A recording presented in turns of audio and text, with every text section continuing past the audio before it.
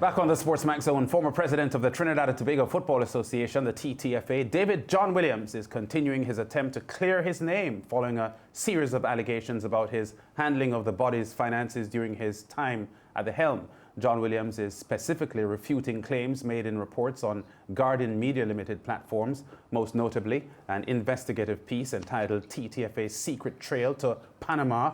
The piece, which was aired on the 10th of September, alleged that John Williams diverted football money to a secret Panamanian bank and questioned his handling of the TTFA finances for the Home of Football project.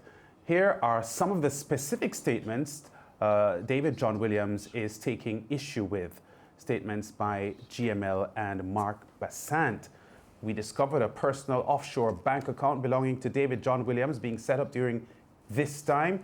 So based on our detailed information, you traveled to Panama in 2017 and also in January 2018 and December 2018 to conduct business with Ecotech, or was it also to attend to your Panamanian bank account at BPR Bank that we have discovered with the help of forensic investigators? The GML and Mark Bassant statements continued. Following extensive work, a SIC forensic investigators report identified that the email address had one banking relationship with a bank in Panama named BPR Bank SA. The opening of the account happened at the same time the TTFA was struggling to pay its debts, with millions being owed. At the same time, the TTFA's finances were in decline. The account of Williams in an offshore bank was swelling. Guardian Media obtained information regarding two Panamanian companies called Soreg Incorporation and Colsol Investment Corporation, in which the name David John Williams appeared as a director among several other names. Now, in the forensic investigative report, it said the deposits to the BPR bank account were received from Soreg Incorporation and Colsol Investment Corporation. 011054541.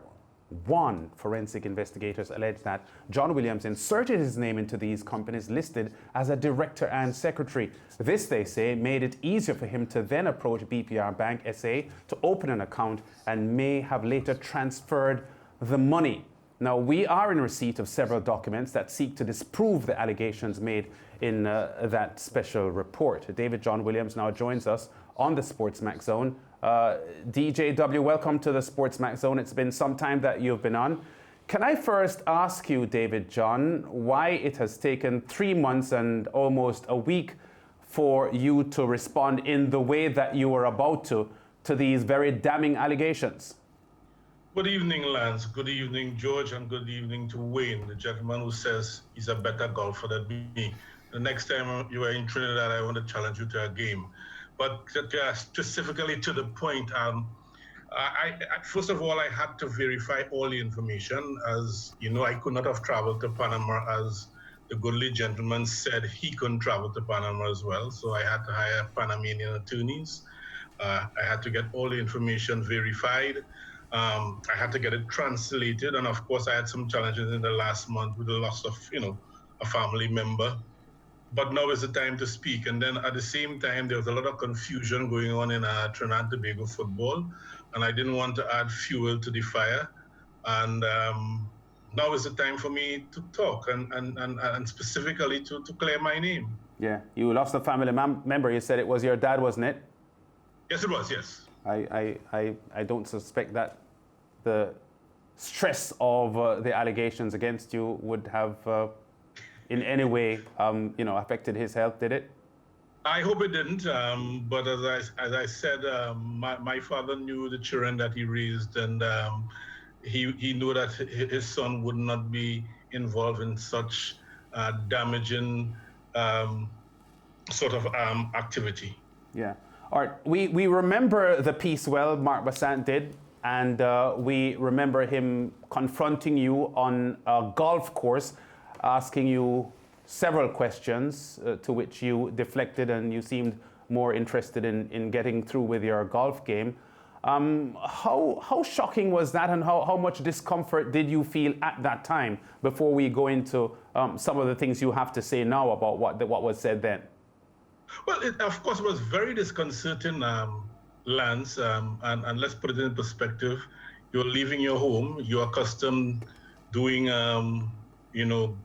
going and play your golf and to relax your mind, get some exercise. And I was walking westwards, facing westwards directly to hole number one. And let me say, had it been a different situation, the situation could have turned out different, because you just glanced three people running to you in your peripheral vision on your right, and from about 25, 30 meters out, not expecting something like that. And as I said, if it was a different situation, it could have been tragic. So it was very disconcerting, unexpected, but it is what it is. It happened, and obviously it was well planned out, because, the gentleman said on your zone program that he did a lot of reconnaissance, observing me for a couple of days, what time I come home, where I do, what I do. So it was premeditated, so to speak. Yeah, you said under different circumstances it could have been tragic. Well, what do you mean by that, DJW? Let's just not go into that, because if you see somebody coming in mass in your peripheral vision, yes, and it could have been tragic. Other people may have reacted in a different way. All right. More specifically, before George gets his first set of questions in, I understand that even though these reports and allegations had been so damning back in September the 10th of September, you've not been interrogated or questioned by any detectives or police or law enforcement entities during all of this? No, I have not. I have not been approached by any officer of the Trinidad and Tobago Police Service or any individual. I have not been notified that I'm a person of interest. The only information I have with regards to that is what I read on the front page of a newspaper, that they have commenced an investigation against white-collar crime and possible financial irregularities as it relates to the transfer of money, which is allegedly supposed to have been loaned to the Trinidad and Tobago Football Association into account in my name in Panama. Yeah, George? Issue for me. Are you hearing me? Yes. All right. David, the main issue for me concerns the name David John Williams. The Guardian media report was pellucid. It said David John Williams, and I think the report even said that the middle names were the same, that David John Williams were connected to a number of companies domiciled in Panama, and also that accounts in the name David John Williams were with bank accounts in Panama. Clarify that most important aspect for us. Well, first of all, George, good question. I hired lawyers in Panama, and they did the whole 9 yards, so to speak. They went to the company's registry in Panama.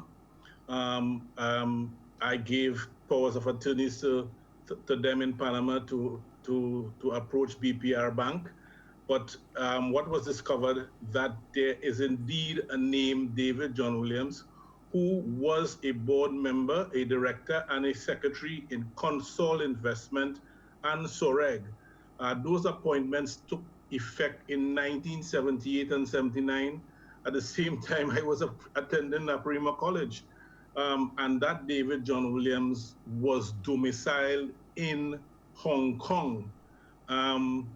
So if you know, Hong Kong was a former British colony, colonized by the British.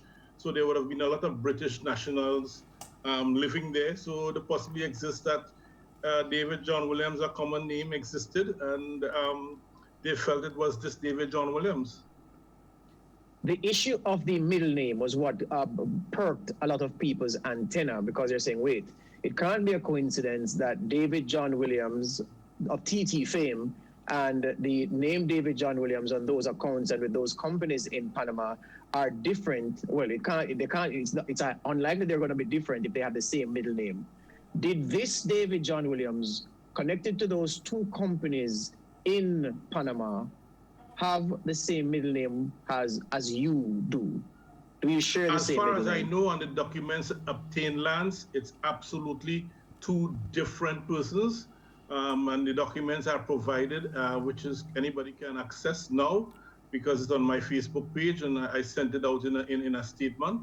It is not the same David John Williams. I clearly remember a statement. What are the possibilities of a person having the same middle name, Apollinaris? I remember that statement clearly. And that David John Williams, who is being spoken about, is not this David John Williams you're speaking to right now. The issue of the bank accounts now, do you, this David John Williams with whom we're speaking, have you ever had any bank account in Panama? Absolutely never. In fact, I don't even know, George, what the financial district of downtown Panama looks like. All my travels to Panama have been in transit. David, on the point of your travel, sorry, Lance, on the point of your travels to Panama, the Guardian media report drew some links between when you were in Panama and the movement in and out of accounts linked to you. Well, you've already addressed the fact that you've already said that those accounts don't belong to you. But in the broadness of transparency, on your trips to Panama, did you ever transact any financial business with any financial institution in Panama? And while you answer that question, which is the substantive question, how did you come to be traveling through Panama at the times stated in the Guardian media piece? Well, George, first let me clarify. There is no account in the name of any David John Williams with BPR Bank. So I just want to clarify that. Secondly, I'm glad you asked that question because in the expose, they said I need a 3-day trip to Panama starting on the 17th of January, returning to Trinidad 3 days later. I distinctly remember seeing one George Davis in Jamaica where I attended a FIFA conference. And I spent 3 days in Jamaica and I was rerouted through Panama on my way home. The other occasions when I went to Panama was when I was attending FIFA Congress in 2016 and they routed me through Panama. And when I was attending another FIFA stakeholders meeting in France and they routed me through Panama. So I distinctly remember, I can tell you what you were wearing, George. You were wearing a blue suit with a blue bow tie, and it was in Montego Bay where that conference was. All right, David John Williams, former president of the Trinidad and Tobago Football Association, refuting allegations against him about financial misconduct as president of the TTFA, which he relinquished 2 Novembers ago. And we go to break. We still have David John Williams on the line to talk about more issues regarding this story, which was very, very massive in Trinidad and Tobago in September when Guardian Media Limited and Mark Bassant put this major documentary on screen. It was about an hour long and it made DJW look pretty bad. Back with more on The Zone after this.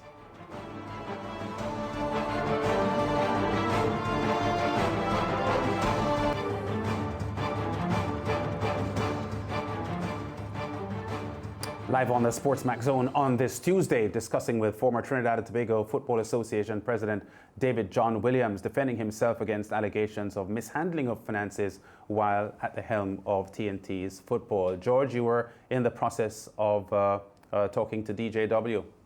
Yes, thank you, Lance. So David, so just to confirm, based on what you said in your answer before the break, you're saying that the trips referenced by Guardian Media Limited through which you came to be in Panama, are you saying that all or most of those trips were paid for by FIFA and that you were routed through Panama by FIFA? Are you saying that you did not directly go to Panama yourself? No, I didn't. And you're absolutely correct, George. All my trips, let me just say, I have never traveled during my tenure as TTFA president at the expense of the TTFA. All those trips that I was rerouted through Panama by FIFA, and it was connected with FIFA business. clearly, in a matter of this nature, the Guardian media report was given extensive attention by us, as it ought to have been done. We are speaking to you now. I know how these things work. Have your lawyers spoken to Guardian Media Limited behind the scenes, showing them the information that you have subsequently made public? That's the first question. The second part is, what have they said in response? Well, what I'm allowed to say is yes, my attorneys reached out to Guardian Media. They refuted everything that I said, and we moved on to the second stage where we are going to file the claim. As much as I'm allowed to say is that we have presented all the evidence that we had. We have presented all the evidence that our attorneys in Panama was able to find. We have presented it in its original form and its translated form, certified by a certified translator in Trinidad and Tobago. We have shared that information, and they are sticking by their story. Insofar as sharing information is concerned, this Home of Football project has attracted a lot of comment. Don't you think it needful for you to publish the documents relating to the construction of the facility so as to assuage any suspicion that something hanky-panky went on but may have been skillfully hidden? Well, George, you're absolutely correct. And let me just go on record. I have kept a copy of every single financial transaction as it relates to the Home of Football during my tenure, because I know how Trinidad operates. Suffice it to say, the David John Williams administration has passed all its FIFA audits as it relates to the Home of Football. And I welcome any forensic auditor to investigate the Home of Football. I am quite confident that no wrongdoing will be found. In addition, you hear in the media that it was said that the Home of Football cost $3.1 million US. The Home of Football actually cost 32 million TT dollars, which is about 4.8 million US dollars, and FIFA and CONCACAF only contributed 3.1 million. So a lot of the information in the public domain has been erroneous. But what makes it even more disturbing, Lance and George and Wayne, is the fact that, under my administration, we produced all the audited financial statements, and it was approved by the membership. And up to the annual general meeting of 2019, which I was voted out, they had audited financial statements for 2018 and management accounts up to October 2019. David. None of those were ever questioned by the membership and were passed unanimously. All right, David, obviously you're refuting all those allegations, they are damning allegations against you. Should we expect that there's going to be some redress in terms of some litigation matters to protect your name, yes, and to seek damages? We have commenced litigations, yes, that's quite correct. So how far are you expecting to go with that? I mean, is it an enormous amount of funds that you're seeking in terms of damage?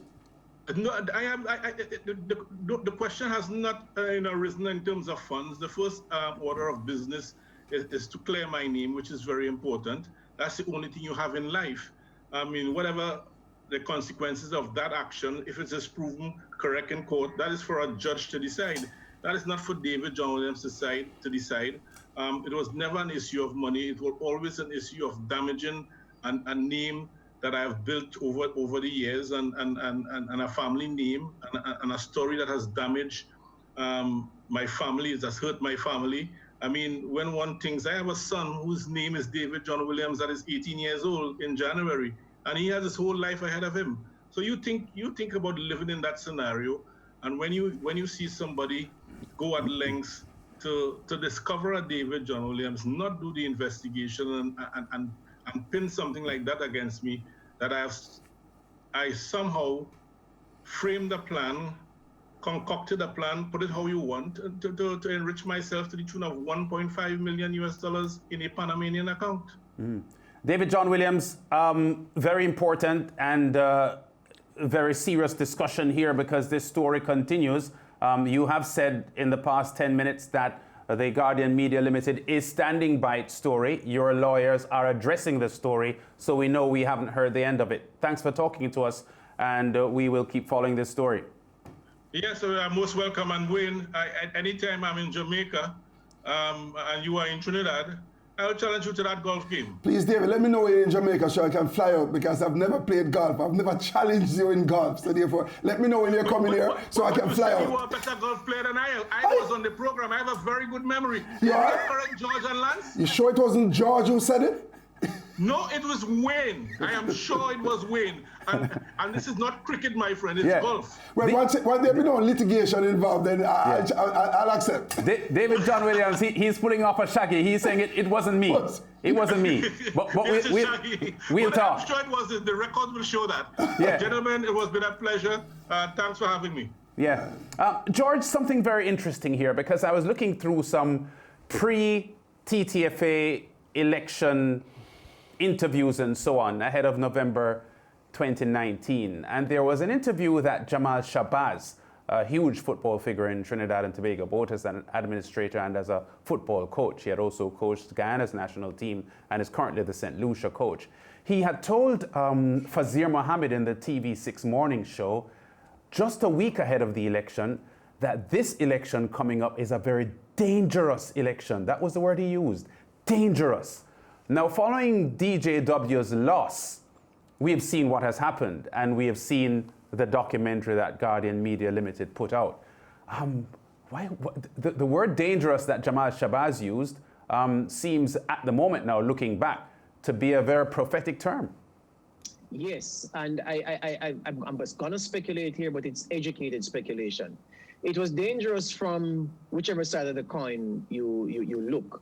Dangerous from the perspective of, if David John Williams won, then perhaps the campaign of destabilization from within the ranks of those who did not want to see him in that chair would serve to impair the proper functioning of Trinidad and Tobago's football. The other side of the coin was that if David John Williams lost, then there would be attempts made by those who were now in power to prove that the allegations they had made against him were true from the outset, and that there would be another campaign to further discredit him. So from his perspective, and of course, he's very close to David John Williams, I imagine and I conclude, well, not imagine, I conclude and deduce that that is the danger inherent in what Jamal Shabazz was saying to Fazir Mohammed. But George, usually in these litigation matters, the media houses would get embroiled in it. I mean, you know, you're not an attorney, but you tend to act as if you are from time to time. So I'm going to seek your expert opinion on this occasion.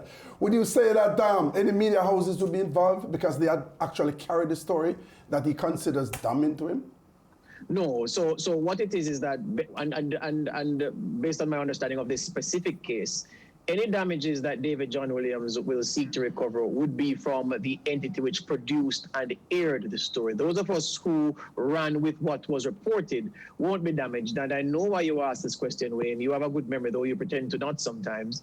It all goes back to that infamous Anthony Abrams and Gleaner story, where the Gleaner's original defense was that it took the story from the wires from North America, hence it was not liable for the material therein. But no, it is the direct producer and original publisher of the story that John Williams and his attorneys will be turning their crosshairs on.